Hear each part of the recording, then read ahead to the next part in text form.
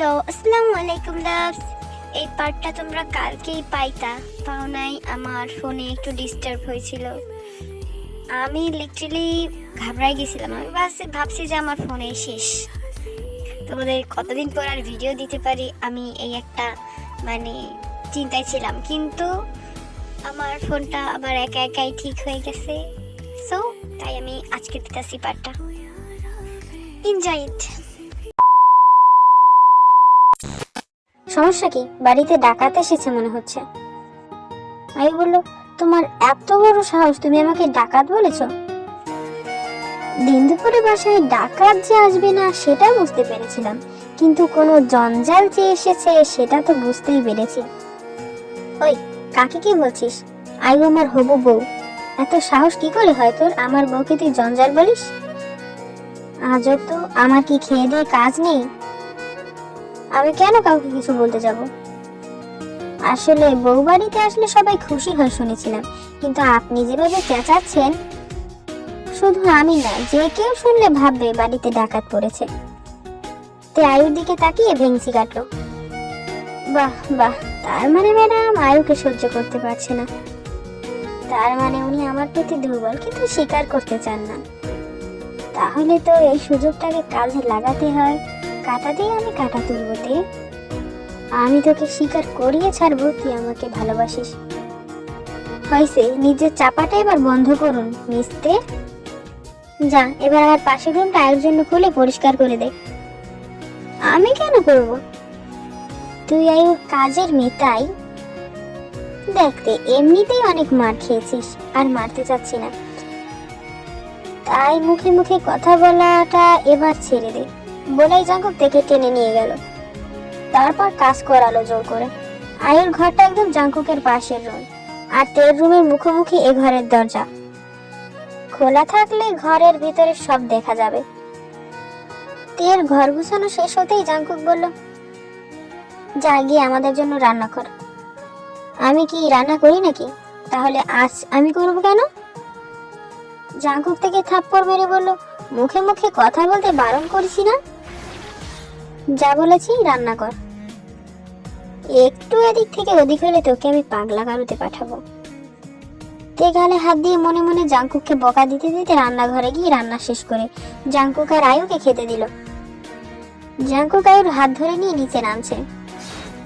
Jungkook আর আয়ুকে পাশাপাশি দেখে তের মুখের হাসি মিলিয়ে গেল, মুখটা ফ্যাকাশে হয়ে গেছে।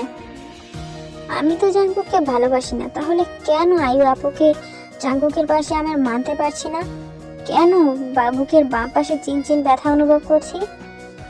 জাঙ্কুক এসে বলল, খাবার দে। তে 2টা প্লেটে খাবার দিছে দেখে আয়ু বলল, আরে তে, 2টা প্লেটে খাবার দিচ্ছ কেন? আমরা তো 1 প্লেটে খাবো। জাঙ্কুক আমায় খাইয়ে দিবে, তাই না বেবি? কি আজব ঘটনা, তোমার হাতে কি মরিচা ধরেছে যে ভাইয়া খাইয়ে দিবে তোমাকে? ওই, আয়ু তোর ভাবি হতে চলেছে, এসব কি ভাষায় কথা বলছিস? ভদ্রভাবে কথা বল। আর হ্যাঁ, আমি খাইয়ে দিব, তাতে তোর কিসের প্রবলেম? তুই কথা বলছিস কেন? বলতে প্লিজ, বলে দে।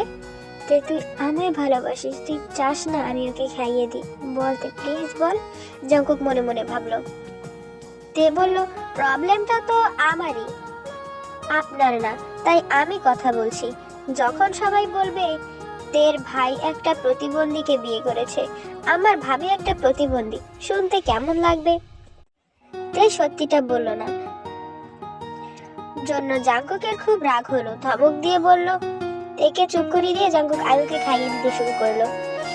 এসব ন্যাকামিতে সহ্য হলো না, তাই সেখান থেকে চলে গেল।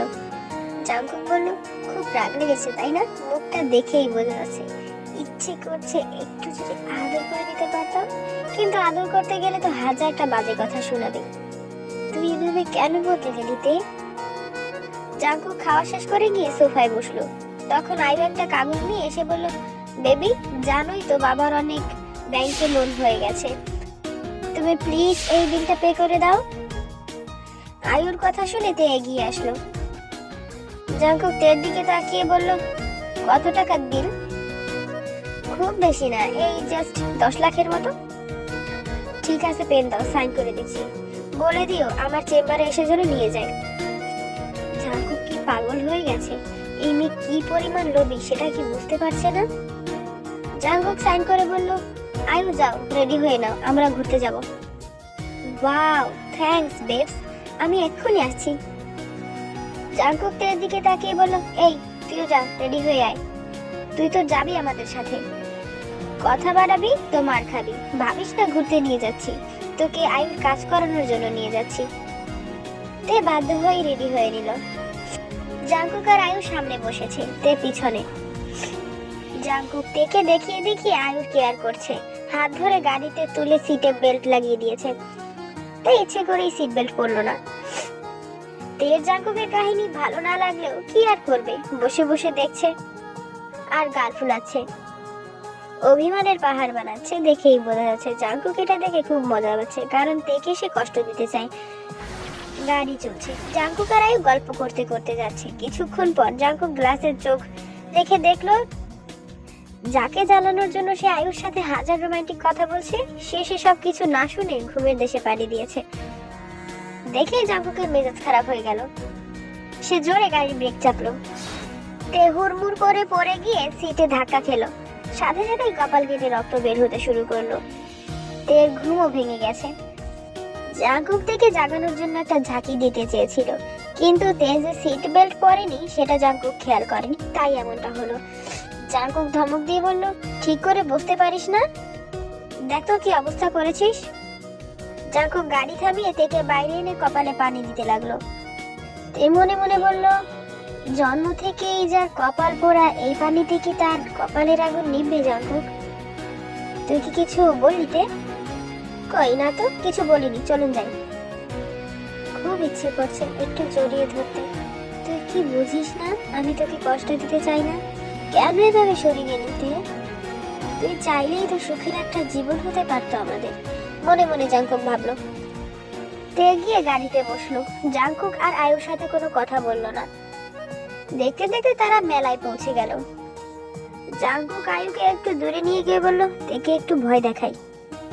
আয়ু খুশিতে অনুমতি দিল। তাহলে তুমি এখানেই থাকো, মেলা সব ঘুরে ঘুরে দেখো, আমি একটু আসছি। এই তে চল। কোথায় যাব? রাইডে চড়বি? আয়ু আপু যাবে না? না, তুই আর আমি যাব বলে জাঙ্কুক তেকে নিয়ে রাইডে চড়ে বসলো। তে জানতো না এখানে কি হতে চলেছে। রাইড চলা শুরু হওয়ার কিছুক্ষণের মধ্যেই চারদিক অন্ধকার হয়ে গেল। রাইড একটা টানেলের ভিতর ঢুকলো।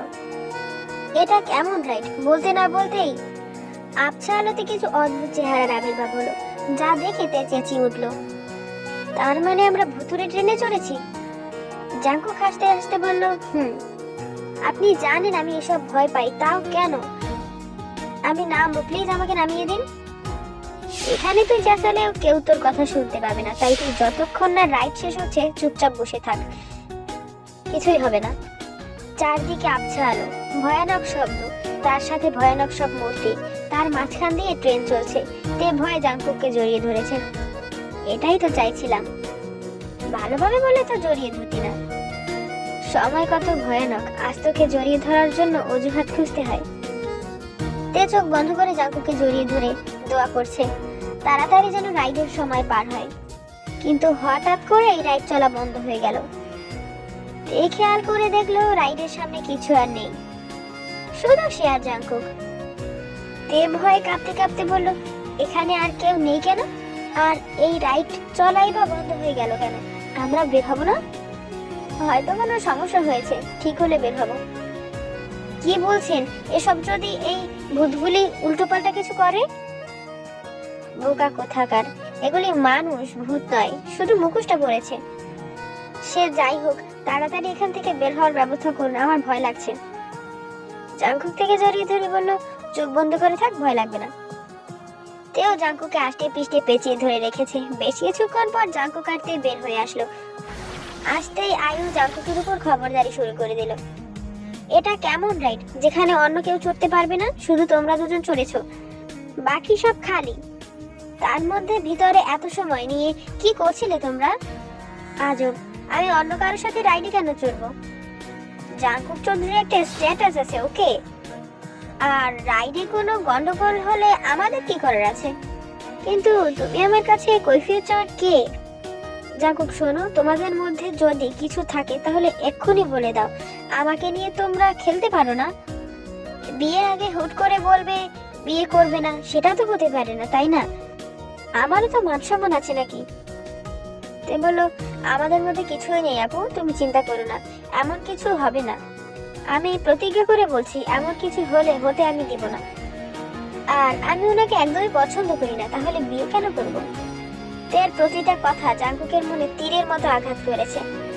তের প্রতিজ্ঞার কথা শুনে তেকে নিজে করে পাওয়ার সব আশা ছেড়ে দিয়েছে জাঙ্কুক। মিথ্যা আমি বলতে পারি না, আর ছলনা করার ইচ্ছাও আমার নেই। যা বলার সরাসরি বলি।